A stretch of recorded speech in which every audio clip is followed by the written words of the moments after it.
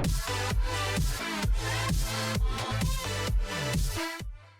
guys, I'm Lisa Stamir. This is me Sahirish. This is me Amar. नौरी। और आज हम क्या कर रहे हैं? यार आज हम how Russia and Ukraine war will impact India. यार लिटरली पता है बहुत ही अजीब लग रहा है, बहुत ही वियर्ड लग रहा है। I can not express my feeling. ठीक है कि यार इतने साल के बाद सब कुछ ठीक चल रहा था हर जगह, और वर्ल्ड वॉर 2 बस आखिरी था। उसके बाद हमने कभी इमेजिन भी नहीं किया होगा कि यार कि वर्ल्ड वॉर 3 भी आएगी या होने लगी। प्रेइंग कि ऐसा नहीं हो एग्जैक्टली। कोई भी नहीं चाहेगा कि कहीं पर नुकसान हो, कहीं पर कुछ ऐसा हो जिसकी वजह से मतलब मुसीबतें आए, लोगों के लिए परेशानियां हो। ठीक है, पर अब देखते हैं यहाँ पर इंडिया क्या कहता है, किस तरह से हम स्टार्ट करते हैं।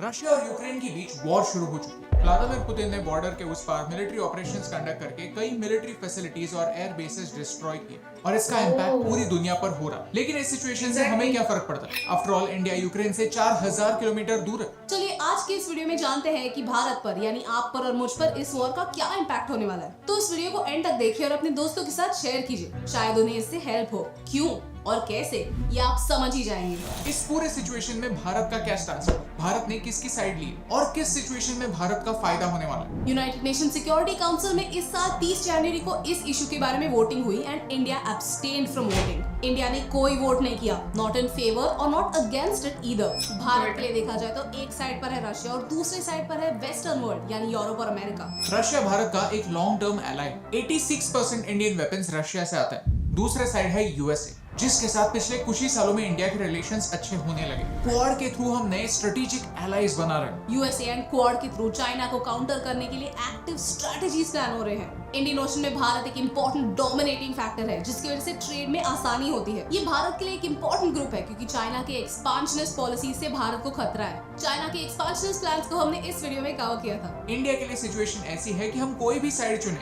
नुकसान हमारा ही। कहते हैं there is no winner in a war. Common man के लिए वॉर गुड न्यूज नहीं।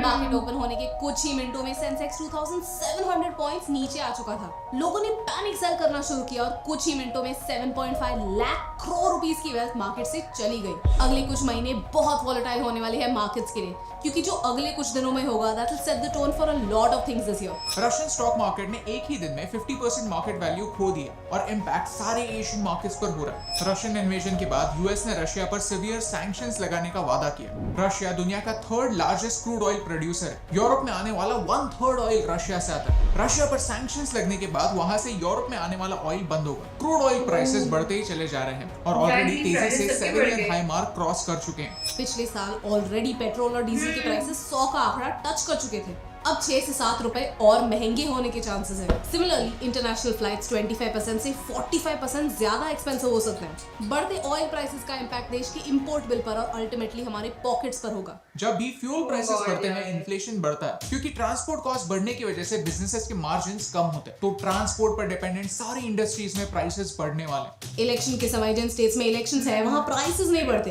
लेकिन इलेक्शंस के बाद प्राइसेस जरूर बढ़ते हैं। नवंबर से फ्यूल प्राइसेस बढ़े नहीं थे। स्टेट्स और सेंटर ने टैक्सेस कम किए थे to reduce the prices, but इस प्राइस स्क्वीज की वजह से टैक्सेस और कम करने पड़ेंगे, जिसका गवर्नमेंट फाइनेंसेस पर असर पड़ेगा। भारत रशिया से $2 बिलियन के ऑयल्स एंड मिनरल्स, 830 मिलियन के प्रेशियस स्टोन्स एंड मेटल्स और 600 मिलियन के फर्टिलाइजर्स इंपोर्ट करता है। सैंक्शंस के बाद ये सारे ट्रेड्स रुकने के चांसेस हैं, लेकिन इसका फायदा डोमेस्टिक प्रोड्यूसर्स को और उनके कंपीटिंग देशों को जरूर होगा। यूक्रेन भारत से फार्मास्यूटिकल प्रोडक्ट्स इंपोर्ट करता है। भारत के रैनबैक्सी, सन फार्मा, डॉक्टर रेड्डी जैसे कंपनीज के यूक्रेन में ऑफिसेस और इन पर नेगेटिव इंपैक्ट जरूर हो। ट्रेड सिचुएशन में एक स्लिम पॉजिटिव है। यूक्रेन और रशिया दोनों ग्रेन के बहुत बड़े सप्लायर्स हैं और इस कॉन्फ्लिक्ट की वजह से होने वाले वैक्यूम को भारत फिल कर सकता है by selling wheat in the international market. Wheat की प्राइसेस 9-year हाई पर है और इस साल भी एक रिकॉर्ड ग्रेन हार्वेस्ट एक्सपेक्टेड है। तीसरा इंपैक्ट है एडिबल ऑयल्स पर। भारत का 70% सनफ्लावर ऑयल यूक्रेन से आता है। हम हर मंथ 2 लाख से 3 lakh ton sunflower oil import करते हैं।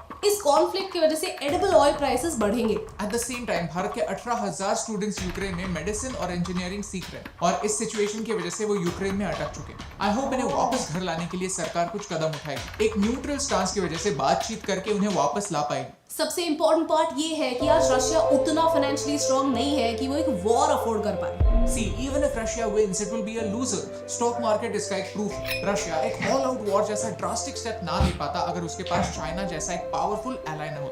चाइना 21st century में economic superpower बनना चाहता है और रशिया उसके लिए एक weapon है, एक tool है जिसके जरिए वो यूरोप और यूएसए को busy रख सकता है. चाइना के मनी पावर के बिना रशिया अपना ये अग्रेशन कंटिन्यू नहीं कर सकता.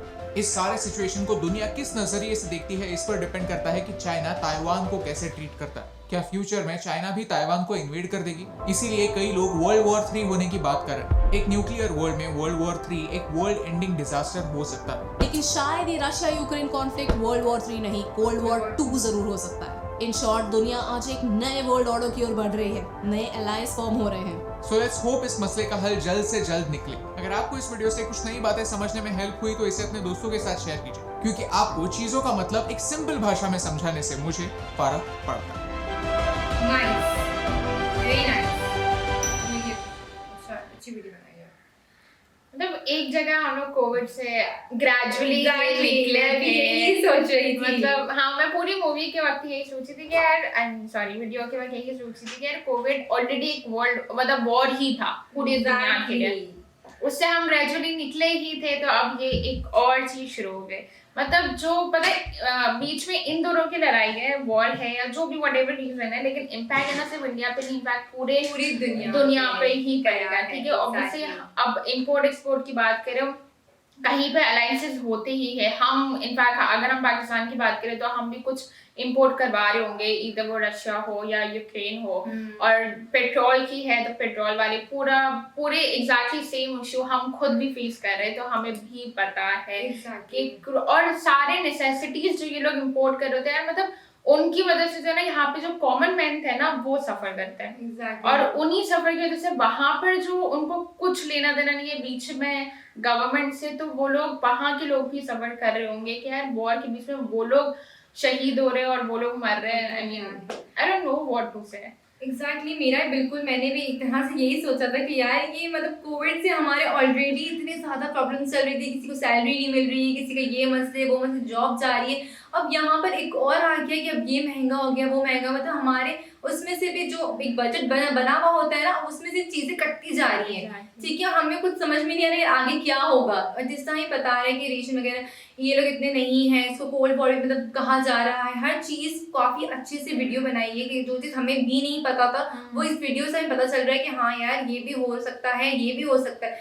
सब अपने अपने ओपिनियंस डाल रहे हैं, पर एग्जैक्टली क्या होगा वहाँ पर ये तो कोई भी नहीं बता सकता. बट ये है कि लोगों को बहुत नुकसान हो रहा है, ये हमें देखने को मिल रहा है. हम न्यूज़ में देखते हैं, जो न्यूज़ आती है हमें उसमें देखने के भाई यहाँ पर ये हो गया, वो हो गया, ऐसा कर दिया, वैसा हो गया, तो हमें फील बैक बुरा होता है कि यार लोग जा रहे हैं अपने वहाँ को छोड़कर जा रहे हैं, तो कहाँ जाएंगे, किसके पास रहेंगे, क्या खाएंगे. हमें ये सब चीज़ें हमारे दिमाग में आ रही है. और यहाँ पर भी हमें भी प्रॉब्लम्स हो रही है क्योंकि तेल महंगा है, ये महंगा है, हम कैसे खाएंगे.